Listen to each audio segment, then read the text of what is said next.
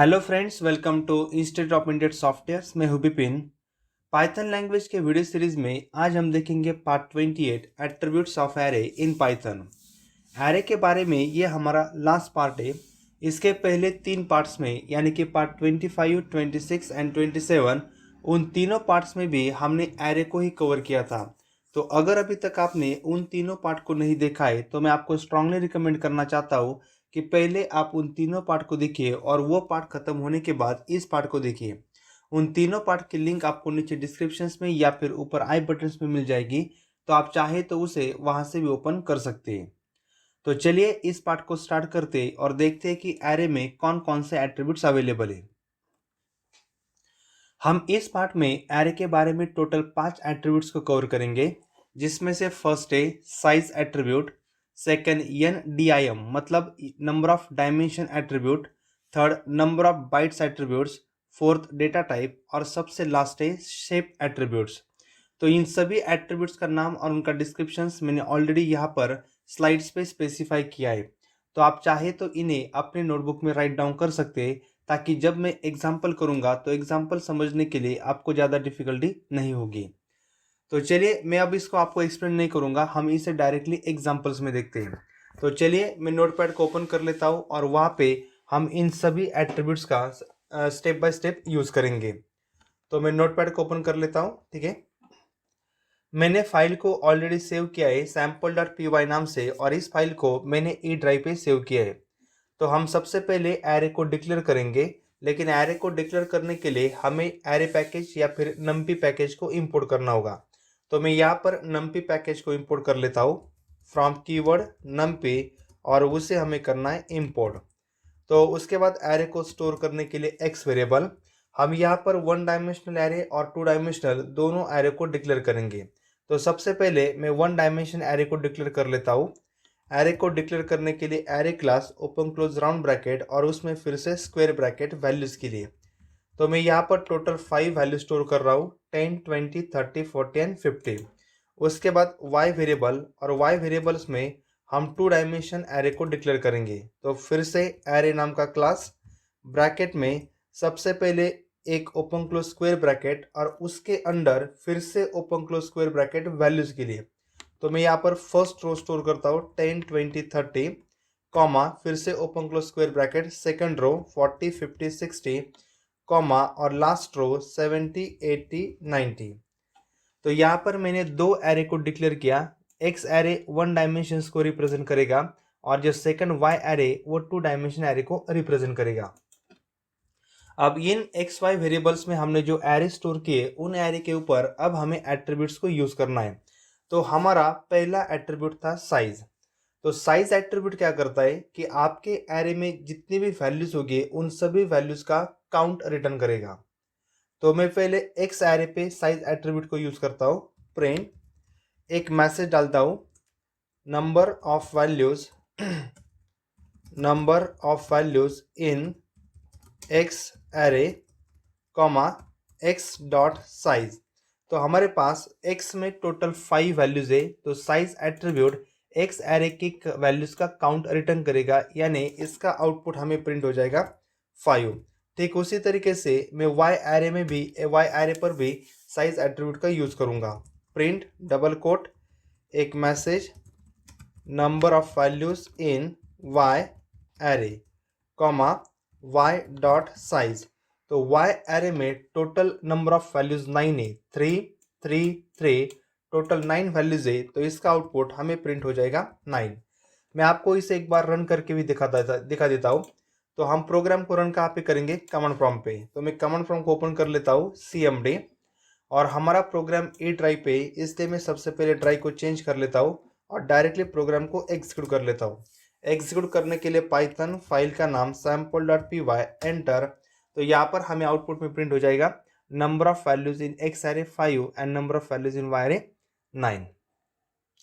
तो ये था हमारा पहला एट्रीब्यूट साइज। अब हमारा सेकंड एट्रीब्यूट था NDIM, जो रिप्रेजेंट करता है नंबर ऑफ डायमेंशंस को। तो मैं यहीं पर साइज एट्रीब्यूट को चेंज करके सिर्फ यहाँ पर हम लिखेंगे NDIM। तो मैं सेकंड में भी चेंज कर लेता हूँ NDIM। हम यहाँ पर मैसेज को भी चेंज कर लेते हैं, number of dimension of x array, इसी को मैं कॉपी कर लेता हूँ और इसी को हम नीचे पेस्ट करेंगे। सिर्फ वेरिएबल का नाम चेंज करेंगे एक्स की जगह पे वाई। तो इसका आउटपुट बहुत ही सिंपल है। एन डी आई मतलब नंबर ऑफ डायमेंशंस। तो ये क्या करेगा, एक्स एरे कितने डायमेंशंस का है और वाई एरे कितने डायमेंशंस का है, ये हमें आउटपुट में रिटर्न करेगा। तो हमारे पास जो एक्स एरे वो 1 डायमेंशंस का है, तो यहाँ पर 1 प्रिंट हो जाएगा। और वाई एरे 2 डायमेंशंस का है, इसके लिए यहाँ पर हमें 2 प्रिंट हो जाएगा। मैं इसको भी आपको रन करके दिखाता हूँ, ठीक है। Python sample dot P Y enter.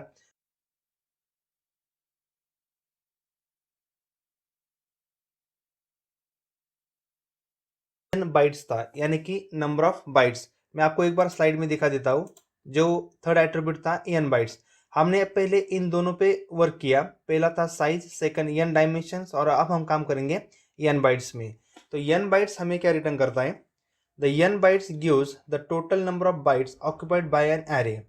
आपके एरे को स्टोर होने के लिए जितनी भी बाइट्स मेमोरी लगेगी, उस बाइट्स मेमोरी को एन बाइट्स एट्रीब्यूट रिटर्न करेगा। तो चलिए हम फिर से प्रोग्राम्स में चलते हैं और यहाँ पर हम एक छोटा सा चेंज कर लेते हैं। जैसे कि हमने जो पहला एरे डिक्लेयर किया वो इंटीजर टाइप का है, तो मैं आपको दिखाने के लिए यहाँ पर सेकंड वाई में फ्लोट्स की वैल्यू ले लेता हूँ, ठीक है। यहाँ पर भी हम 1 डायमेंशंस के एरे ही यूज़ करेंगे। आप तो आपने 2 डायमेंशंस एरे यूज़ किया तो भी कोई प्रॉब्लम्स नहीं है। तो 10.5 कॉमा 20.5 कॉमा 30.5 कॉमा 40.5 कॉमा 50.5। तो x जो एरे है वो इंटीजर टाइप का है और y जो एरे वो फ्लोट टाइप का है। तो इन एरे को स्टोर होने के लिए कितनी मेमोरी लगेगी, ये अगर हमें प्रिंट करना है तो इसके लिए हमें n बाइट्स एट्रीब्यूट का यूज़ करना है। तो मैं यहाँ पर सिर्फ चेंज कर लेता हूँ, n dim की जगह पे हम लिखेंगे n बाइट्स। यहाँ पर भी चेंज कर लेता हूँ n बाइट्स। हम मैसेज को भी चेंज कर लेते, memory requirement for x array, इसी को ही मैं कॉपी कर लेता हूँ और इसी को हम नीचे पेस्ट करेंगे, memory requirement for y array. तो अब हम इसे एग्जीक्यूट करेंगे, लेकिन एग्जीक्यूट करने से पहले हम आउटपुट को गेस कर लेते हैं आउटपुट क्या होगा। तो पहला जो एरे वो इंटीजर टाइप का है और इंटीजर को पाइथन लैंग्वेज में 4 बाइट्स मेमोरी लगती है एक वैल्यू स्टोर होने के लिए। तो यहाँ पर हमारे पास टोटल 5 वैल्यूज है, तो 5 इंटू 4 यानी कि यहाँ पर हमें आउटपुट में प्रिंट हो जाएगा 20। ठीक उसी तरीके से सेकंड जो एरे हमारा वो फ्लोट टाइप का है और फ्लोट के एरे के फ्लोट की वैल्यू को स्टोर होने के लिए पाइथन लैंग्वेज में 8 बिट्स मेमोरी लगती है, 8। तो यहाँ पर टोटल 5 वैल्यूज है, तो 8 इंटू 5 आउटपुट में हमें प्रिंट हो जाएगा 40। Control S. मैं इसे भी आपको एक बार रन करके दिखाता हूँ, ठीक है। Python sample dot P y, तो इस तरीके से आपका आउटपुट प्रिंट हो जाएगा। एक्स के लिए 20 बाइट्स और वाई के लिए 40 बाइट्स। हमारा जो फोर्थ एट्रीब्यूट था वो डी टाइप था। आपका एरे का डेटा टाइप कौन सा है, वो अगर आपको प्रिंट करना है तो इसके लिए आप डी टाइप एट्रीब्यूट का यूज कर सकते हैं। तो मैं यहाँ पर चेंज कर लेता हूँ, एन बाइट्स की जगह पे हम सिर्फ चेंज करेंगे डी टाइप को। यहाँ पर भी मैं स्पेसिफाई कर लेता हूँ डी टाइप को। हम मैसेज को भी चेंज कर लेते, data type of x array. इसी को हम कॉपी करेंगे और नीचे पेस्ट करेंगे, सिर्फ x की जगह पे हम y को रिप्लेस करेंगे, ठीक है। y control S. तो हमारा जो x एरे उसका डेटा टाइप इंटीजर है और जो y एरे उसका डेटा टाइप हमारा फ्लोट है। तो यहाँ पर हमें आउटपुट में प्रिंट हो जाएगा इंट और सेकंड के टाइप में हमें आउटपुट प्रिंट हो जाएगा फ्लोट। लेकिन पाइथन लैंग्वेज में जो इंटीजर टाइप है वो बाय डिफ़ॉल्ट इंटीजर 32 होता है और जो फ्लोटिंग पॉइंट वैल्यू है वो बाय डिफ़ॉल्ट फ्लोट 64 को रिप्रेजेंट करती है। तो इसकी वजह से हमें पहले आउटपुट में इंट 32 प्रिंट होगा और सेकंड में हमें आउटपुट फ्लोट 64 प्रिंट हो जाएगा। तो मैं इसे भी आपको रन करके दिखाता हूँ, ठीक है। Python sample dot P y, तो इस तरीके से आपको डेटा टाइप प्रिंट हो जाएगा। तो यहाँ तक हमने एरे क्लास के टोटल 4 एट्रीब्यूट्स को कवर किया। पहला था साइज, सेकंड था एन डायमेंशन, थर्ड था एन बाइट्स और फोर्थ था डी टाइप। अब हम लास्ट एट्रीब्यूट की तरफ चलते हैं। जो हमारा लास्ट एट्रीब्यूट है वो है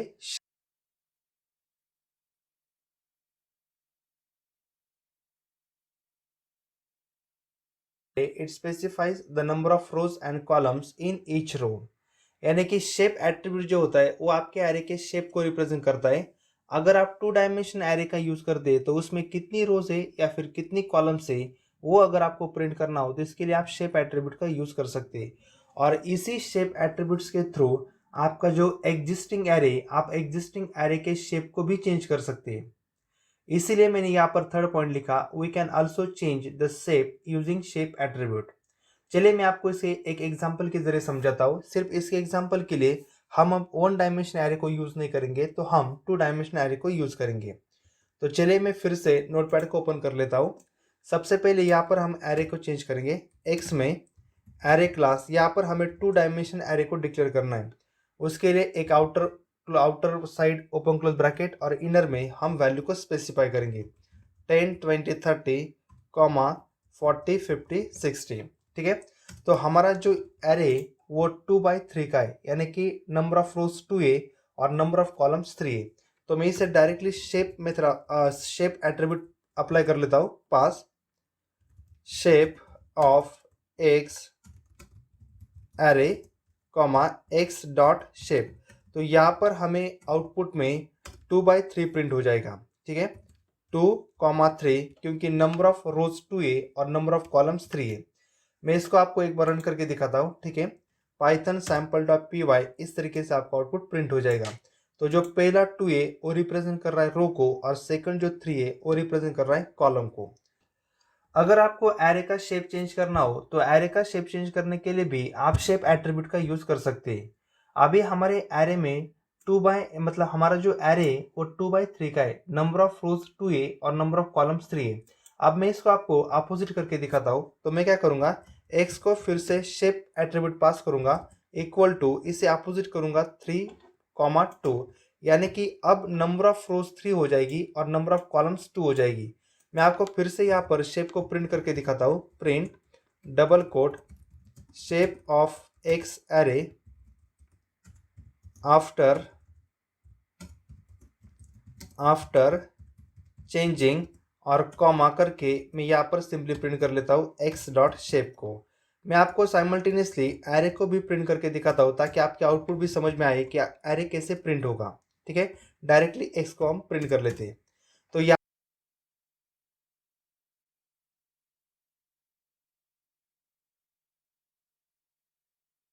10, 20, 30 और सेकंड है 40, 50, 60।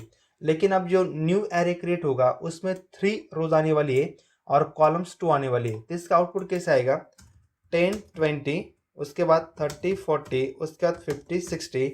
इस तरीके से आपका आउटपुट प्रिंट होना चाहिए, क्योंकि यहाँ पर अब 3 रो हो गई। पहले 10, 20, सेकेंड रो 30, 40 और थर्ड रो 50, 60। और जो कॉलम है वो 2 हो गए। 10, 30, 50 रिप्रेजेंट करेगा फर्स्ट कॉलम को, 20, 40, 60 रिप्रेजेंट करेगा सेकंड कॉलम को, यानी कि वो एरे अब 3/2 का हो जाएगा।